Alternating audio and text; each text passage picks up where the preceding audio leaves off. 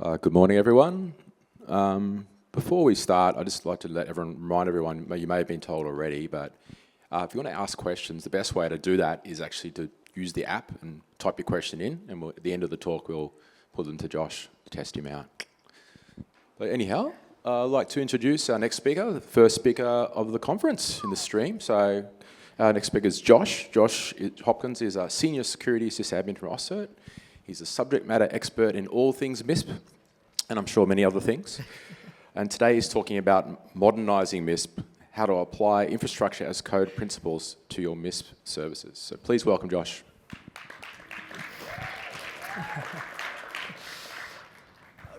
Good morning, everyone, and welcome to the first day of AusCert 2024 presentations. Before we get started, I'd like to begin by acknowledging the traditional custodians of the lands and waters of the Gold Coast. These are the Yagamba people, and I pay our respects to their elders past, present, and emerging. So, as Dave said, my name is Josh. I am the Senior Security System Administrator at AusCert, which is a fancy way of saying, Josh, can you fix this? I'm going to be talking about AusCert's journey towards adopting infrastructure as code and also some of our DevOps ways of working moving into the future. For those who don't know about MISP, I'm using MISP as an example case. It's simply a threat sharing platform, a fairly simple web server with a background database for storing data. But the lessons and the journey should be applicable across many organizations and many different applications as well. So, where do you begin any journey? Well, simply, it's to figure out where you already are. Up here, I've got a DevOps maturity model. Oh, it's on my right. I apologize for the small text. I will be going through this in a lot more detail further on, so don't try to read ahead too far. But you can see there are two fairly clearly defined streams here. You've got your people and your technology. The whole point of DevOps is to make your people's lives easier. You will not be able to adopt any new cool DevOps technology without first changing your people and your culture around that. These stages aren't necessarily set in stone either. I'm going to be taking you through them, but your organization might be at a stage, 2.5 where you start. A good example is AusCert. When I first started, we were probably at around stage 1.5. We had some pretty good infrastructure as code, which I'll talk about later. And we had, our code was stored in code repositories and whatnot, but there was still a lot of manual work and a lot of siloing between our team. So, assuming you were starting from the very, very beginning of that maturity model, what are a few things that you might need? First of all, you're going to want to have a really in-depth, good understanding of your infrastructure or the application that you're planning to use as a proof of concept going forward. This includes things like, the installation process, what is out of the box versus what is customized by you, where are your configuration files stored, and even things like what is stored in your database versus what is stored locally. And you'd also want to have a look at the mutability of various data. So things like, in MISP example, the database of events, I would consider that to be immutable. I do not want to lose that. If I lose that, that affects the application functionality. Things like secrets as well, I'd consider to be immutable. Whereas pretty much everything else, your front-end server, your DNS records, all of that can be changed and flipped out as you go.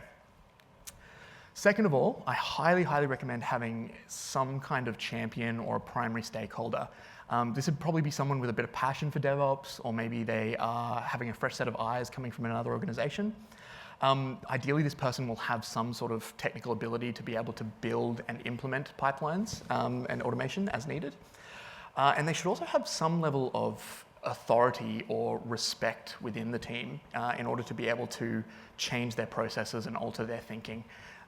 Generally, it's just like a leader within your business. And then finally, you're really going to want an understanding or a clearly defined end goal for your proof of concept. This would be things like, for your proof of concept, are you going to run on virtual machine infrastructure, or are you going to run in a container? Other things like, are you going to set up your own orchestration, or will you use a cloud native setup? Sort of planning ahead is a really big theme of this, because if you don't plan too far ahead, you're going to result in rework over and over and over again, and you'll be stuck in those first couple of stages there. Obviously, some of these decisions will change. You'll have lessons learned throughout the process, and not every application is the same. But for your proof of concept, it's very good to have an idea of that end goal. So using MISP as our example, my end goal for MISP was to fully deploy our MISP instances using infrastructure as code. I want these configured without human intervention, so that includes the installation of MISP as well as single sign-on, OS patching, any hardening or changes that you've made to your system. I also wanted to have a level of disaster recovery from server loss. So if we lose a server, I want that to be built automatically without me having to wake up at 2 in the morning. And then finally, I had said I want most of my components to be updatable without any downtime. Obviously, sometimes you can't have every component updatable without downtime. If you've got the budget for that, please come talk to me after the presentation. But also, very lucky to have that. So, stage 1 of your journey is what I call the ad hoc stage. Other people have called it, the initial stage, the manual stage, but it's effectively the very start of what most people would consider, an IT department functioning. You might have teams and individuals that are quite siloed, not really, collaborating with each other very often. There's also not likely to be any sort of technology standards in your organization. So you might have, server A is running this product, server B is running this product, and a lot of it is not very supportable. In terms of the technology side of things, this is what a lot of people would consider to be, sysadmin work, building servers, installing software. All of this would be done by a human. We want to try and avoid that as much as humanly possible. You might have some code in a source repository or something like that, but you've got a lot of human steps in deploying that new code as needed. So this stage is actually where that old meme of, it works on my machine comes from.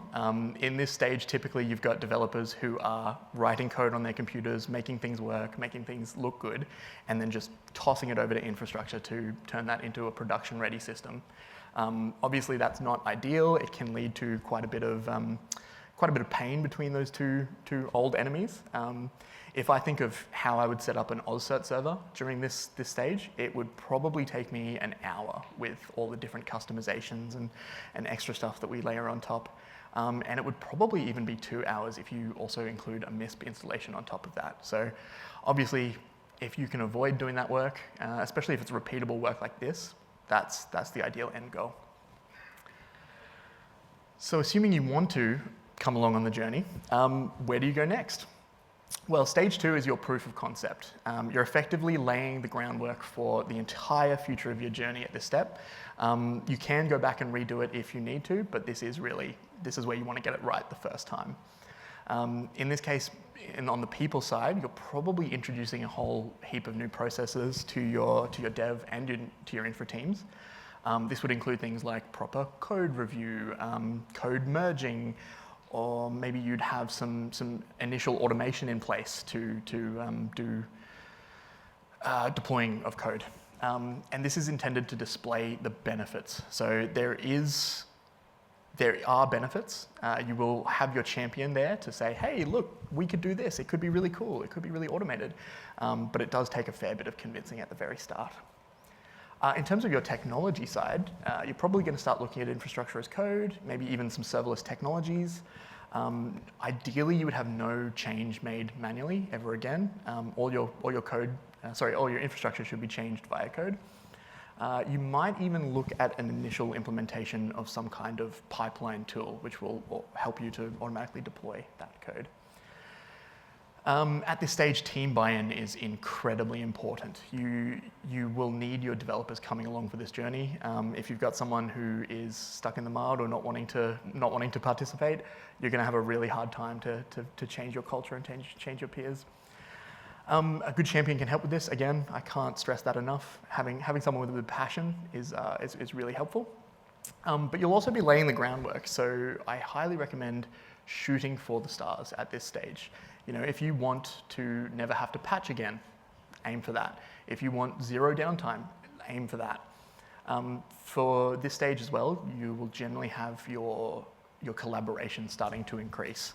So on a typical project in this proof of concept stage, your infra team will be involved from day one.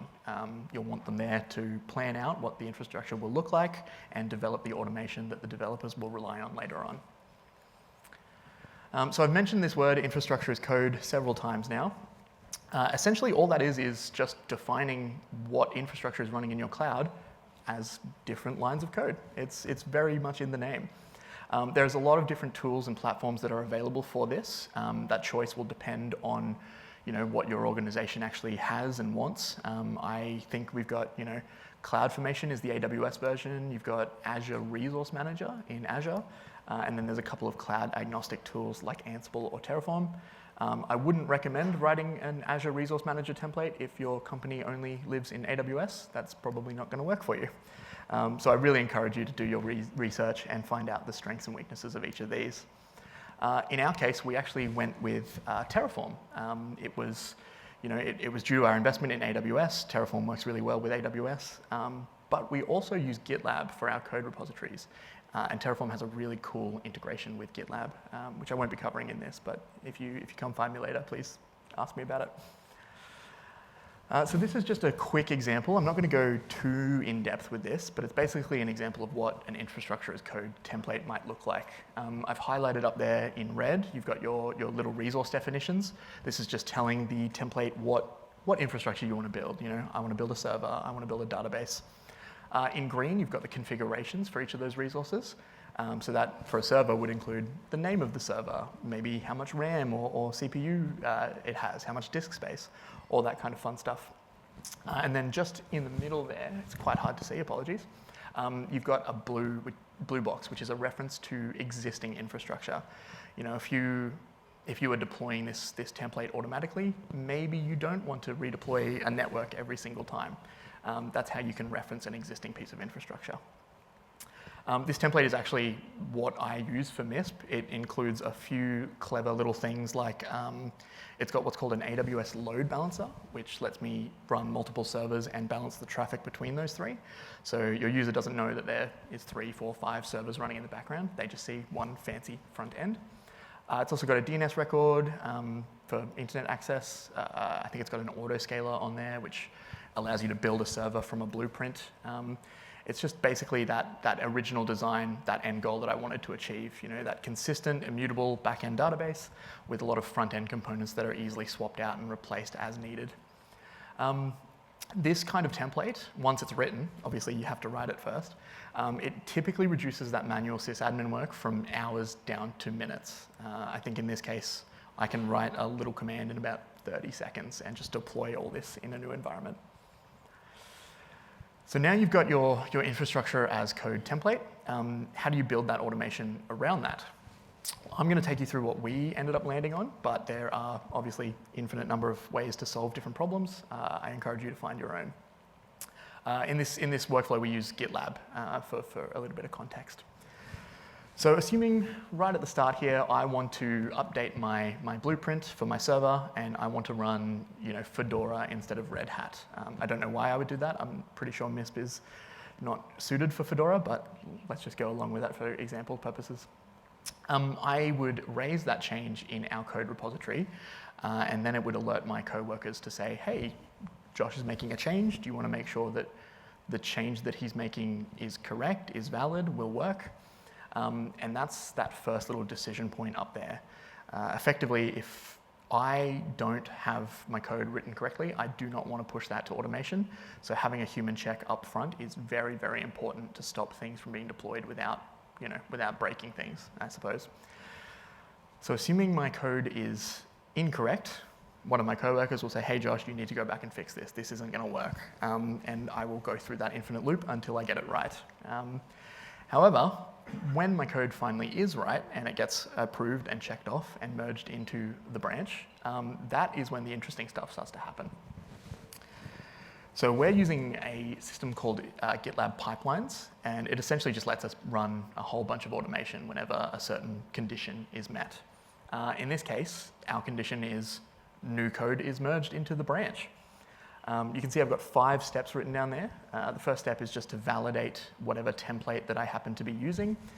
Make sure there's curly brackets where there should be and commas where there should be and all that fancy stuff. Step 2 is pretty interesting. It's actually it does a Kix analysis, which is a Kix.io, I believe, is an open source keep infrastructure as code safe project. And it basically just looks at my template and says, hey, you might be using too many permissions here, maybe take a look at that, or you're deploying an older version of an operating system that shouldn't be deployed anymore, maybe take a look at that. And I've put a little decision point in there to say, if there are no vulnerabilities, then continue on with the plan. Otherwise, if you've got something that's a little bit dicey, cancel out of that pipeline. Don't deploy that stuff until it's ready to go.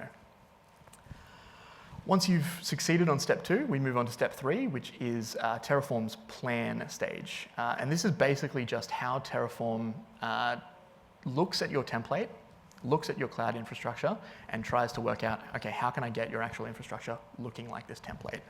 So it's all about planning to execute. And then step 4 is executing that same plan. So in our case, I would have changed the blueprint. I would have said, okay, any new MISP servers, you're going to deploy them as Fedora instead of Red Hat, and that's how it goes. And then finally, I've got one last decision point here. This is more of a machine decision point than a human one, but it essentially tells me, did I deploy a new change to the server or to the blueprint of the servers? And if so, I need to build those servers again, because you can't change an operating system for a server on the fly. You need to actually redeploy those servers. We've done some pretty clever, fun stuff with load balancers and autoscalers where you're able to effectively have zero downtime. I can be building a server over here while the old server is still serving requests as needed, and then as soon as the new one comes up and is healthy and is happy, the old one gets taken down nicely without the user noticing anything different. So you can see this stage, there's a lot of work. There's a lot of work convincing your team that it's a good idea. There's also a lot of upfront work from your IT personnel. Obviously, writing those templates, writing that automation pipeline, all that stuff does not happen overnight. The good thing about this is it forces your infra and your dev teams to actually collaborate properly. They're involved in each other's lives a lot earlier than usual at this stage and during this proof of concept. In this stage, hands-off deployments are ideal. You don't want a sysadmin to be babysitting any deployments. You just want these things to work. It's all about making devs' lives easier at the end of the day. That's what DevOps is really all about. And you can start looking at improving your deploy times as well. I'm not touching on any of these concepts up here, but OSCert has built in some changes to an Amazon machine image, which means we don't have to make OS changes during the deployment. They're already baked into the image. The end goal, of course, being to make your devs' lives happy. If they never have to talk to me, they never have to talk to me, or they never have to think about the cloud again, that's the ideal end goal. That will keep them off my back. So you're kind of caught up to where OSCert is in our journey. Let's start having a talk about the future. Where does this all lead, I guess is the question. Stage 3 has a real focus on people and process.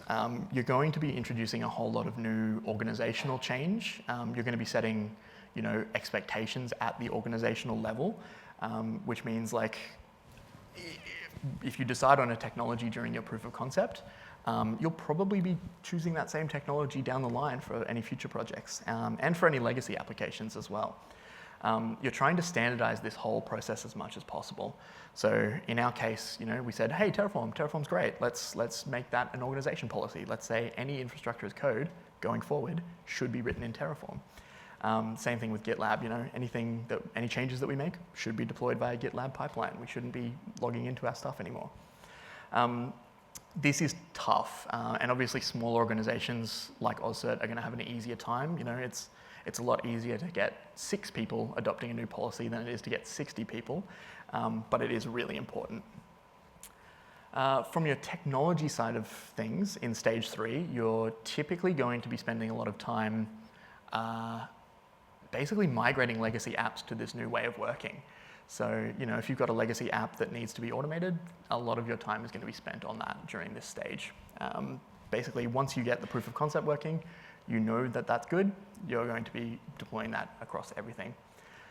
What does that look like for our MISP example? You can kind of see I've got this diagram up here. It's flowing left to right, although that's not obvious now that I'm looking at it. Essentially, what you're doing is you're defining organization policy. In our case, infrastructure should be deployed via Terraform. Everything should be stored in GitLab. You can also define what your documentation expectations are. So I expect a README to be in any production app.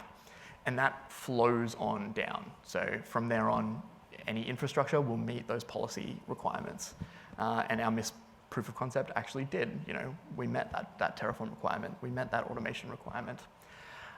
Down the end here, I've actually included a pretty important part of the process, which is that monitoring and review.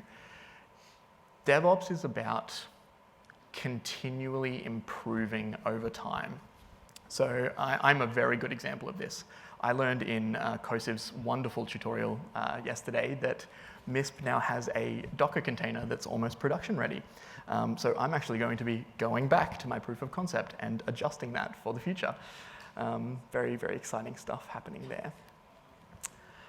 So let's assume you've finished stage 3, all your legacy applications are automated, no one is logging into your cloud console anymore, you've got all your policies are clearly defined. Any new person that comes on board can just simply go, oh, I know how to update all your apps. I know what technology is in use here. I know exactly what everything looks like. What does the future look like? So stage 4 is all about that sustained, repeatable DevOps executions. In this case, new projects are automatically enrolled in all sorts of DevOps ways of working. You would never do a project the way you used to. There's a lot of easy collaboration between the teams, and potentially you've even taken a couple of members from each team and merged them into a whole new section, but that depends on the size of your organization, of course. DevOps standards and practices are automatically streamlining any new activity, and you've also got a feedback process for that constant improvement and that constant go back and review. From a technology side, as I said, no one logs in except for maybe like a sandbox or a research purposes. You've definitely got no one sitting at a terminal typing away at commands anymore. All of your work in that space gets done up front so that you don't have to do it later on. And new technology can be incorporated at almost any time. In this case, if you find that Terraform isn't working for you and you want to go to CloudFormation, you can go back and through that review process, make those changes as required. Where do you go from here? Well, as our friend Sisyphus will tell us, there is never really a proper end goal. Excuse me for a second, I'm just going to...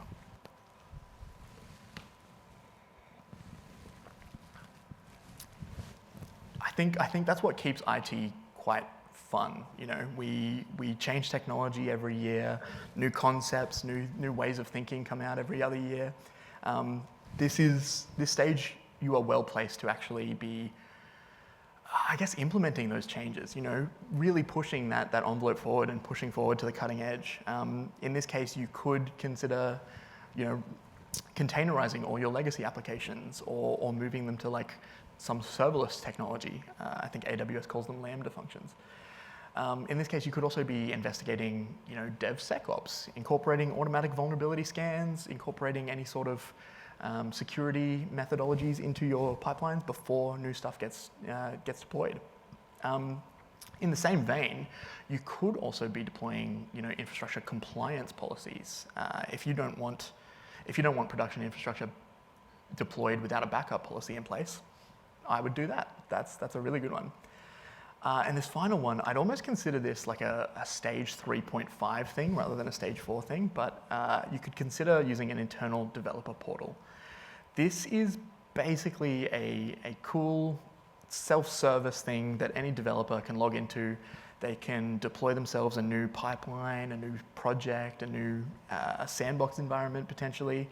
But the best part about this is it removes your devs from ever needing admin access again.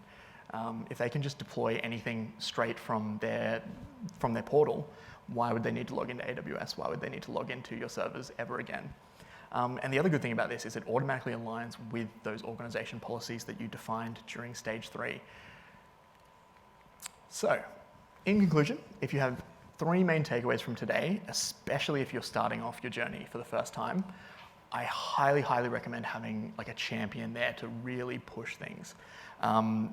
we had a lot of luck with a new hire who came in and sort of guided us down that path and said, I can do this. I've done this before. It's so cool. And it's really helped us sort of go along that journey and really pushed us to aim high. Which leads me on to my second point, is shoot for the stars with your proof of concept. As you saw, you are laying the baseline for the rest of your journey in that stage too. You really want this to be the best, the brightest, the coolest technology you can think of. But the very, very last and most important thing I can recommend is to keep that focus on people. DevOps is about making lives easier, not harder. It's all about automating. You don't want to be fighting with your devs every single day, every single week. Things are broken, things are thing. New technology comes and goes, but you really want to retain that talent if you can. So that is one of my highly recommended takeaways from this presentation. Thank you very much for listening, everybody. I'm happy to take some questions if we've got time.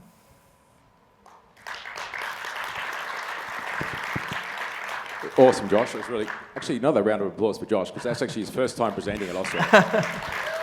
Thank you, Ryan. And we do have time for some questions, actually some really good questions here. So the first question is, what would you recommend, what typical size an organisation would have to be to adopt using these DevOps structures, code and things like that? Yeah, that's a pretty good question. I don't think it's necessarily tied to the size of your organisation. It's probably more tied to how much custom development work that you have in your organisation. So OzCert is a great example. I think we are 24 people in total, dev team of maybe 4. So we're not huge, but we have adopted this stuff because we've got a lot of custom stuff that's been written.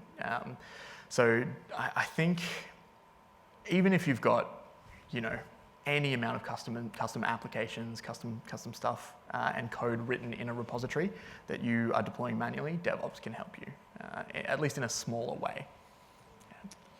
The next question, do you use Terraform to configure and install MISP too, or do you use something else like Ansible for a configuration? Yeah, that's a really good question. We started using Ansible to configure applications. I think we ended up going with... That's a good question. I think we ended up going with installing the script, installing the MISP via the script, and then setting a bunch of environment variables, and then just like having an automated process that copies config files into the server. But we probably should look into Ansible as an option, because that is probably a lot more mature. So that's another thing for me to go look at in my proof of concept. Excellent, man. So the last question was, are there any testing advice you'd have for best practices for recommending dealing with risk of misconfiguration? Oh boy. I am a big fan of having multiple environments, having a staging environment, having a production environment, always deploying to staging first, and then deploying to production once you're 100% happy with it. I think that's probably the easiest way to do your proper testing and stuff like that, and catch any weird bugs. That's probably my recommendation, yeah, if you can afford it. Excellent, mate. Well, here's a little gift. Oh, thank you very much. And it's good, actually, I guess, OzCert's new future that was, talked about today. Ivano and David and Mike mentioned the uplift, so this is all going to help. So thank Josh again. Thank you very much. Thank you very much. Thank you.